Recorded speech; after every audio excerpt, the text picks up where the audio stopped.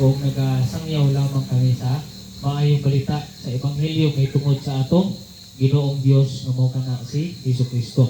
So dinhi sa pelikula ato kining nakita si Jesucristo, no, nga siya mismo nagbayad sa atong sala, iya tang gipangamatyan, gisamaran si Jesus, samdan si Jesus, duguan si Jesus, pero wala sa nagreklamo. E tungod sa iyahang dako makaluoy ug gugma kanato. Kung tutuusin kita, dili ta ang ayan nga kaluy-an o higugmaon sa Dios. Nga naman, ay tungod makasasala matang tanan. Yung nabibigyan kitang tanan makasasala.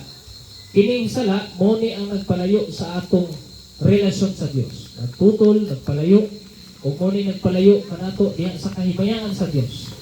O kining sala, damor nga malayo tangkay tungod sa impyerno kamo madulong. Ngayon ang Biblia, sa Roma 6:23, ang bayad sa sala, kamatayon. Ang kamatayon, dili na kamatayon dinisyuta. Kung dili ang kamatayon, apil na din ang kamatayon nato sa ato ang kalan. Na kung asa, dito sa impyerno kamo padulong. Pero, tungod, unang-una, dili nato gusto nga moadto sa impyerno. Tama o mali? Tama daw, yung subata, no? Kitang tanan, di ka gusto mo atong impyerno, di ba? Ita man dinhi ang nagsugnod og kahoy tapos iyang gituslok-tuslok kong baga.